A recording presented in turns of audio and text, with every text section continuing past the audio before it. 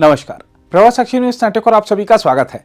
भव्य मंदिर में विराजमान रामलला की पहली वर्षगांठ पर आज से अयोध्या में 3 दिवसीय उत्सव शुरू हुआ। मुख्यमंत्री योगी आदित्यनाथ ने रामलला का महाभिषेक कर कार्यक्रम का शुभारंभ किया। हम आपको याद दिला दें कि भव्य और दिव्य मंदिर में रामलला 22 जनवरी 2024 को विराजमान हुए थे। उस वर्ष के मुहूर्त के अनुसार इस बार प्रतिष्ठा द्वादशी उत्सव 11 जनवरी को मनाई जा रही है। राम मंदिर की प्रथम वर्षगांठ पर मंदिर परिसर को 50 क्विंटल से भी अधिक के फूलों से सजाया गया है। इसके अलावा 11 नंबर के वीआईपी गेट को भव्य तरीके से सजाया गया है। अन्य द्वारों पर भी फूलों से सजावट की गई है। वहीं नगर निगम ने कार्यक्रम व महाकुंभ को देखते हुए पूरे नगर को दुल्हन की तरह सजाया है। आज के कार्यक्रम के दौरान मुख्यमंत्री योगी आदित्यनाथ ने रामलला के दर्शन और पूजन करने के बाद अंगद टीले से समारोह को संबोधित करते हुए अपनी भावनाएं व्यक्त की। हिंदू पंचांग के अनुसार आज ही के दिन ठीक 1 वर्ष पहले देश के यशस्वी प्रधानमंत्री आदरणीय श्री नरेंद्र मोदी जी के कर कमलों से 500 वर्षों का इंतजार समाप्त करते हुए श्री राम जन्मभूमि पर प्रभु श्री राम लला का मूर्ति प्राण प्रतिष्ठा का कार्यक्रम संपन्न हुआ था और इसीलिए 1 वर्ष पूर्ण होने के उपलक्ष्य में हिंदू पंचांग के अनुरूप श्री राम जन्मभूमि तीर्थ क्षेत्र न्यास के द्वारा आज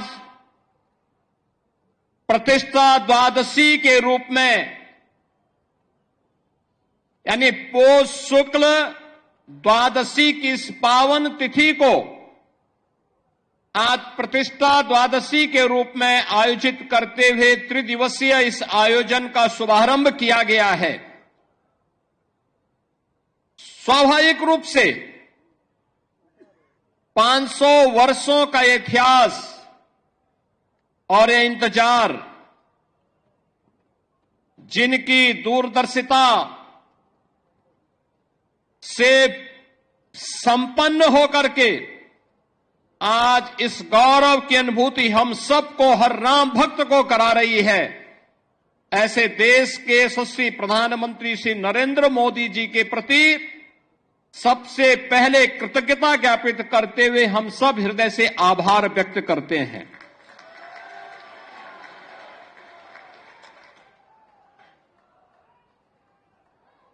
बहनों और भाइयों, इस अवसर पर श्री राम जन्मभूमि के लिए चले एक लंबे आंदोलन को जो संविधान के दायरे में रह करके लोकतांत्रिक तरीके से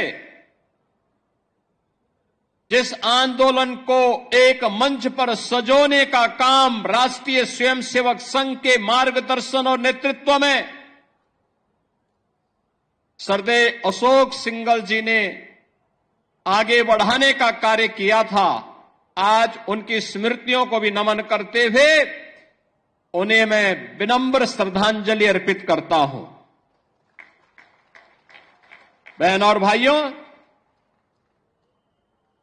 यहां पर जो बात अभी माननीय चंपत जी कह रहे थे, 22 दिसंबर 1949 रामलला का अपनी जन्मभूमि में प्रकटीकरण होना, जो इस पूरी लड़ाई की पृष्ठभूमि को आगे बढ़ाता हुआ आज इन स्थितियों में पहुंचा कि हम 1 वर्ष की प्राण प्रतिष्ठा के कार्यकाल के उपरांत आज यहां पर एकत्र होकर के इस मंगल गान के साथ अभिभूत होकर के गौरव की अनुभूति कर रहे हैं। लेकिन इसके उपरांत भी अनेक ऐसी तिथियां आई जिन्होंने हर भारतवासी के सामने अग्नि परीक्षा के इस दौर से उसे ले जाते हुए न्याय संगत तरीके से मर्यादा के अनुसार धैर्य की अपनी अग्नि परीक्षा देते हुए हर भारतवासी गुजरा, लेकिन ध्येय सबका एक ही था, अयोध्या में से राम जन्मभूमि पर प्रभु राम लला का विराजमान हो, हर हाल में विराजमान हो। और इसके लिए इसका शुभारंभ होता है 9 नवंबर 2019 को, जब भारत की न्यायपालिका ने संवैधानिक तरीके से सर्वसम्मत से यह निर्णय सुनाया कि अयोध्या में जहां पर विवादित ढांचा था वह राम जन्मभूमि है और वहां पर एक ट्रस्ट गठित करते हुए प्रभु श्री राम लला के भव्य मंदिर के निर्माण का मार्ग प्रशस्त होना ही चाहिए। बहनों और भाइयों, यह कार्य संपन्न होने के उपरांत 5 अगस्त 2020 को इसी अयोध्या धाम में आकर के देश के यशस्वी प्रधानमंत्री श्री नरेंद्र मोदी जी ने आकर के प्रभु श्री राम लला के भव्य मंदिर के कार्यक्रम का शुभारंभ किया और उसके उपरांत 22 जनवरी 2024 अगर हिंदू पंचांग के अनुसार हम देखें तो पौष शुक्ल द्वादशी के दिन, आज ही के दिन, आदरणीय प्रधानमंत्री जी ने देश भर से आए हुए हर तबके के नेतृत्व वर्ग की उपस्थिति में पूज्य संतों के सानिध्य में 500 वर्षों का इंतजार समाप्त करते हुए रामलला को उनकी जन्मभूमि में प्रतिष्ठित कराने का काम किया था। रामलला का प्राण प्रतिष्ठा का एक कार्यक्रम संपन्न होने के उपरांत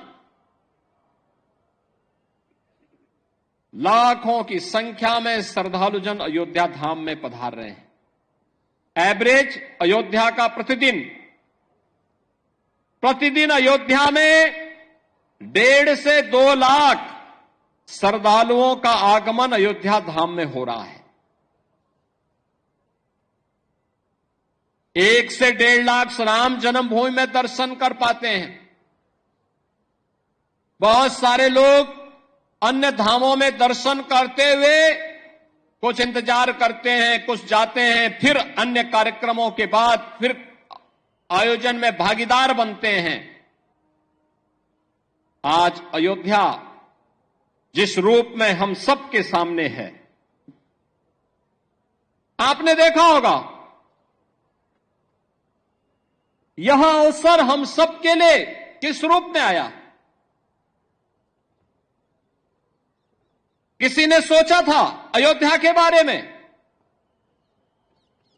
कोई सोचता था 1 वर्ष पहले, 5 वर्ष पहले, 10 वर्ष पहले कोई सोचता था कि हमारा अयोध्या दी इस रूप में इसका अधिकारी है, इसको यह अधिकार प्राप्त होना चाहिए। 2014 के पहले, 2017 के पहले इस अयोध्या में बिजली भी नहीं मिलती थी। 3 से 4 घंटे बामुश्किल बिजली। स्वच्छता की कोई कहीं अता पता नहीं था। राम जी की पेड़ी में वहीं पर सरयू जी का जल सड़ता रहता था। हजारों वर्ष पहले लंका पर विजय प्राप्त करने के उपरांत भगवान श्री राम पुष्पक विमान से अयोध्या धाम पधारे थे और हजारों वर्षों के बाद भी विज्ञान जब इतना प्रगति कर चुका है तब भी अयोध्या में कोई एयरपोर्ट नहीं था जहां पर कोई फ्लाइट लैंड कर सके। लेकिन आज अयोध्या के पास अपना इंटरनेशनल एयरपोर्ट है। अयोध्या की सड़कें त्रेता युग का स्मरण करा रही हैं। 4 लेन 6 लेन की सड़कें, सरयू मैया के घाट, पूरे देश को अपनी ओर आकर्षित करते हैं। राम जी की पेड़ी, अब सरयू जी का जल वहीं पे सड़ता नहीं है, बल्कि एक ओर से आता है, दूसरी ओर से वापस सरयू मैया में लौट करके श्रद्धालुओं को पुण्य का लाभ प्रदान कर रहा है। आज तो आप कहीं भी जाएंगे अयोध्या में, अयोध्या होने का एहसास कराता है। आज हमारी अयोध्या देश की पहली सोलर सिटी बन चुकी है। पहली सोलर सिटी, सूर्यवंश की राजधानी है, पहली सोलर सिटी अयोध्या बन चुकी है। ये जो बिजली यहां दिखती है ना, जलती है स्ट्रीट लाइट के रूप में घरों में, ये किसी थर्मल पावर स्टेशन से नहीं, किसी हाइड्रो पावर स्टेशन से नहीं, बल्कि सूर्य की रोशनी से जो ऊर्जा पैदा होती है उससे ये बिजली जलती है, और उसी बिजली को पूरी अयोध्या उसी का उपयोग करता है। ये नई अयोध्या, नए भारत का नया उत्तर प्रदेश है, तो नए उत्तर प्रदेश की नई अयोध्या अपने तीर्थ होने के गौरव के साथ पूरे देश को अपने साथ जोड़ रही है। लेकिन क्या यह अचानक हो गया? एक दिन में हो गया? नहीं, इसके लिए एक लंबे संघर्ष को आगे बढ़ाना पड़ा था। जो मैंने पहले भी बताया, दर्जनों पीढ़ियां चली गई, एक ही कामना थी, और वह थी अयोध्या में हम अपने प्रभु रामलला को विराजमान होता हुआ देख सके। सबकी एक ही तमन्ना थी। अधूरी कामना के साथ पूज्य संतों का, भक्तों का चला जाना, लेकिन संकल्प उनका इतना दृढ़ था कि उस संकल्प को पूरा करने के लिए हम सब सौभाग्यशाली हैं कि इन तिथियों को अपने इन भौतिक चक्षुओं से देखने का सौभाग्य हम सबको प्राप्त हुआ है। बहनों और भाइयों, रामकाज के इन सभी कार्यों के लिए त्याग और तपस्या पूज्य संतों की थी, राम भक्तों की थी, और उन अनगिनत राम भक्तों, कार सेवकों, पूज्य संतों, उन सब के हम सचमुच ऋणी हैं, जिनके कारण संघर्ष के साथ साथ अग्नि परीक्षा के दौर से गुजरते हुए भी वे अपने मार्ग से कभी विचलित नहीं हुए। और राम जन्मभूमि देश का एक ऐसा आंदोलन है, 500 वर्षों में, अगर आप 500 वर्षों में 1528 से लेकर के 6 दिसंबर 1992 तक के इतिहास को उठा करके देखेंगे, तो हर 15 से 20 वर्ष के अंतराल में हिंदू समाज फिर से संघर्ष करने के लिए, अपनी जन्मभूमि को वापस प्राप्त करने के लिए, अपने प्रभु की जन्मभूमि को वापस प्राप्त करने के लिए निरंतर कार्य करता रहा, संघर्ष करता रहा। जिस भाषा में शासन तंत्र समझता था, उस भाषा में उन्हें समझाने के लिए वह कार्य कर रहा था। और अंततः यह अवसर आया जब पूज्य संतों के सानिध्य में राष्ट्रीय स्वयंसेवक संघ के नेतृत्व में सरदेव अशोक सिंघल जी जैसे युग दृष्टा नेतृत्व इस आंदोलन के साथ जुड़ता है, जिन्होंने कभी मान अपमान की चिंता नहीं की। एक ही ध्येय था, हर हाल में राम जन्मभूमि वापस हिंदुओं को प्राप्त होना चाहिए, रामलला का भव्य मंदिर का निर्माण होना चाहिए। सचमुच बोलने के लिए शब्द नहीं है, हम सबका मन भावुक हो जाता है, भाव विभोर हो जाते हैं, हम भाव विह्वल हो जाते हैं जब इस पूरे इतिहास को देखते हैं। उस आंदोलन को नजदीक से हम लोगों ने जब देखा, और आज जब यह परिणाम हम सबके सामने आता है, तो खुशी इस बात की होती है कि हम सब सौभाग्यशाली हैं। याद करिए। और मेरे लिए इसलिए भी सौभाग्य का विषय है कि हमारी 3 पीढ़ी उस अभियान के साथ जुड़ी रही। पूज्य महंत दिग्विजय नाथ जी महाराज को मैं नहीं देख पाया था, लेकिन अपने पूज्य गुरुदेव से जो मैं सुनता था, और मुझे याद है जब 2014 में मेरे पूज्य गुरुदेव अपने अंतिम, यानी उनके अंतिम श्वास चल रही थी, संजोग ऐसा था कि सरदेव अशोक सिंगल जी उस समय उनको देखने के लिए हॉस्पिटल में आए, और अंतिम बातचीत भी उनकी सरदेव अशोक जी के साथ ही। काफी देर तक वह देख रहे थे, अशोक जी की तरफ देख रहे थे, और अंत में एक ही बात उन्होंने कही। मैं देख रहा था उस दौरान वो कई दिनों से किसी से बोल नहीं रहे थे। अशोक जी को भी काफी देर तक, लगभग 1 घंटे तक वह देखते रहे, एक टकटकी लगाओ निगाहों से देखते रहे, और अंत में उन्होंने अशोक जी को सामने बुलाया, कहा क्या राम जन्मभूमि का मंदिर बन जाएगा ना? तो अशोक जी ने कहा जरूर बनेगा, आप एक बार थोड़ा स्वस्थ होइए, जरूर बनेगा, जरूर बनेगा। और यही आश्वस्त के बाद कुछ ही दिन के बाद उन्होंने अपनी भौतिक देह का विश्राम कर दिया था। बहनों और भाइयों, बाबा अभिराम दास जी हों, पूज्य परमहंस रामचंद्र दास जी महाराज रहे हों,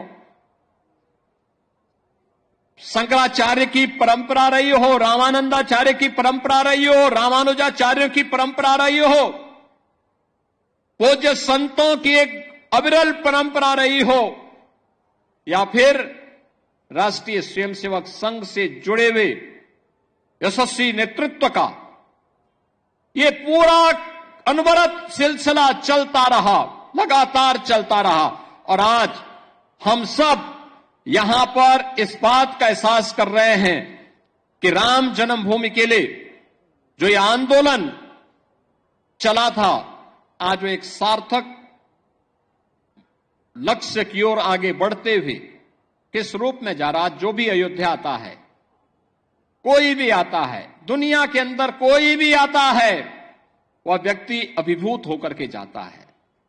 जिसने 5 वर्ष पहले, 10 वर्ष पहले अयोध्या देखी होगी, आज जब अयोध्या आता तो उसको पहचानने में कठिनाई होती, कहता वाह, अयोध्या तो अब त्रेता युग का एहसास करा रही है। और हम कह सकते हैं अभी 1 साल 2 साल और देखें, जब ये पूरा परिसर, राम जन्मभूमि का पूरा परिसर अपने भव्य रूप में आएगा, तो दुनिया का सुंदरतम नगर के रूप में, सबसे आध्यात्मिक, सबसे धार्मिक, पुरी के साथ साथ धाम के रूप में, दुनिया की सबसे वैभवशाली नगरी के रूप में हमारा अयोध्या धाम विकसित होने जा रहा है, उस ओर आगे बढ़ रहा है। श्री राम जन्मभूमि तीर्थ क्षेत्र न्यास ने पिछले 4 वर्ष के दौरान न दिन देखा, न रात देखा,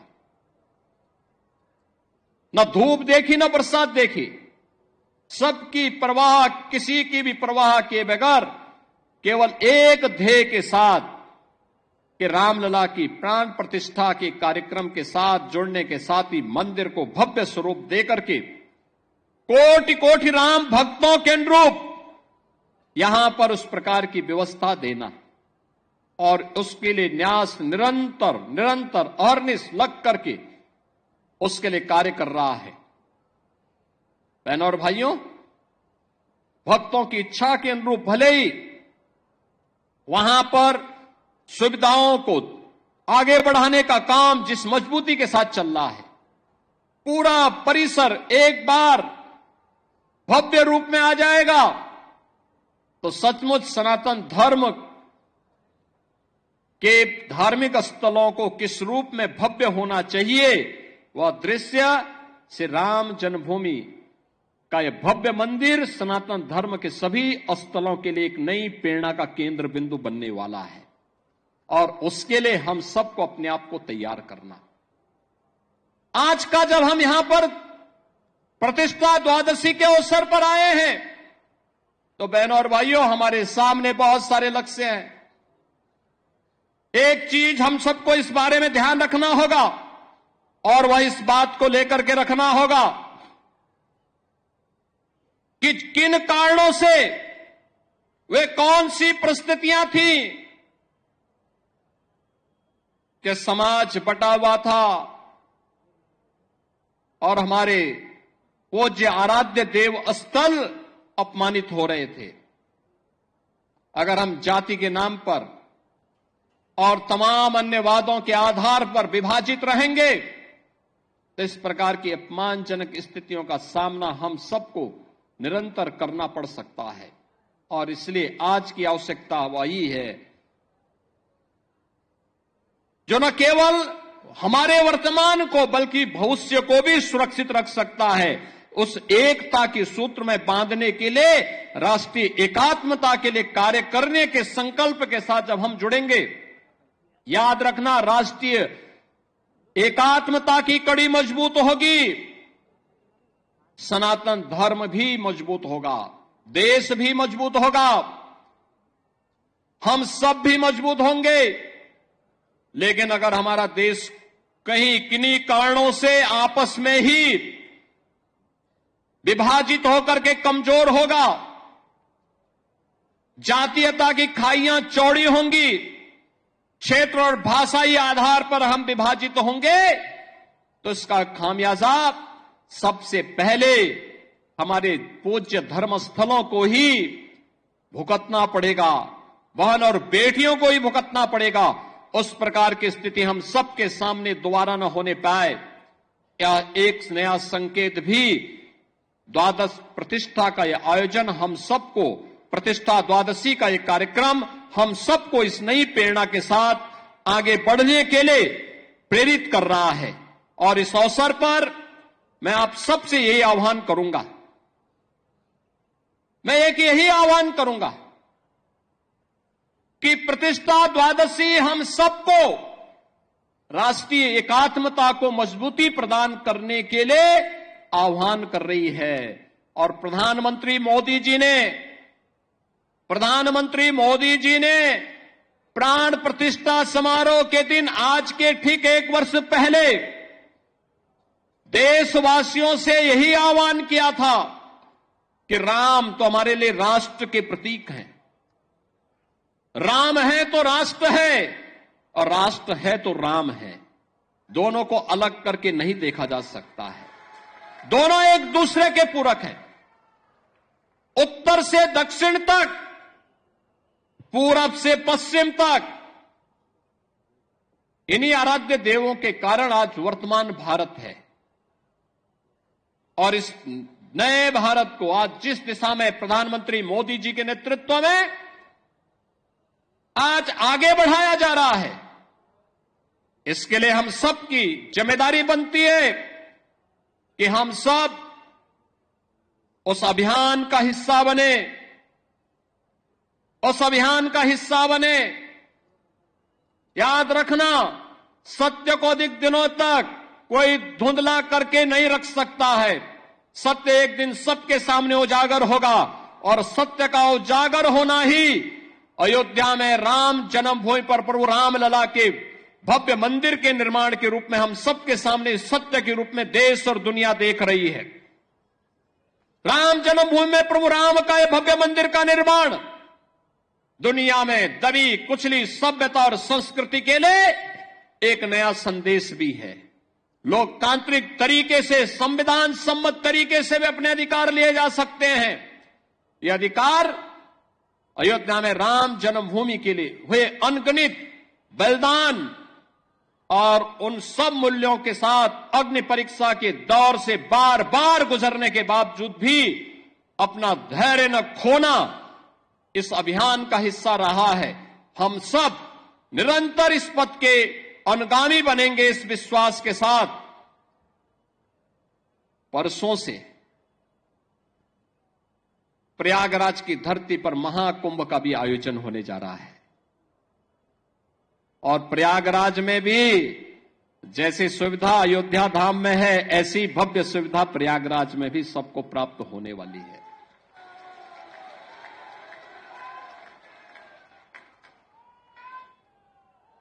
हम लोग कल ही वहां से आए हैं, पूरी व्यवस्था देख करके, अंतिम स्वरूप दे करके। और आप देखिए, कुंभ का मतलब, महाकुंभ का मतलब क्या होता है। देखिए, श्रद्धावान लभते ज्ञानम। आपकी श्रद्धा है तो बुद्धि, ईश्वरीय शक्तियां अपने आप दे देती हैं। और वही आज आपको वहां पर प्रयागराज में देखने को मिल रहा होगा। प्रयागराज में जिस रूप में एक बार फिर से महाकुंभ का आयोजन, जिस भव्यता के साथ, जिस दिव्यता के साथ, आस्था और आधुनिकता के संगम के रूप में प्रयागराज की धरती में देखने को मिल रहा है, मैं आप सबसे भी कहूंगा, एक बार जाकर के, त्रिवेणी में जाकर के, अयोध्यावासी तो मां सरयू का यहां पे स्नान करते होंगे, यहां पे मां सरयू का आशीर्वाद से यह कृपा तो उन पर बनी रहती है। संगम में जाकर के एक बार जरूर देखिएगा व्यवस्था कैसे होनी चाहिए, कैसे सिस्टम अपने आप पूरी व्यवस्था को आगे बढ़ाता है, और सनातन धर्म का गौरव कैसे आगे बढ़ेगा। इन सब का एक मूर्त रूप आपको वहां पर भी देखने को मिलेगा। इस अवसर पर मैं आप सबको आज प्रतिष्ठा द्वादशी की, आने वाले 14 जनवरी को मकर संक्रांति की, और 13 जनवरी से 26 फरवरी तक महाकुंभ का जो आयोजन प्रयागराज की धरती पर आयोजित हो रहा है, इस पूरे आयोजन के प्रति भी मैं आप सबको हृदय से अभी से बधाई देता हूं, अपनी शुभकामनाएं देता हूं, और विश्वास व्यक्त करता हूं कि आप भी प्रयागराज जाकर के एक बार त्रिवेणी में जरूर पावन संगम पे डुबकी लगा करके पुण्य के भागीदार बनेंगे। अगर आप भी लेना चाहते हैं देश दुनिया की तमाम जानकारी, तो आज ही सब्सक्राइब करें हमारे चैनल को। साथ ही नीचे दिए बेल आइकन को जरूर दबाएं ताकि हर अपडेट आप तक पहुंच सके।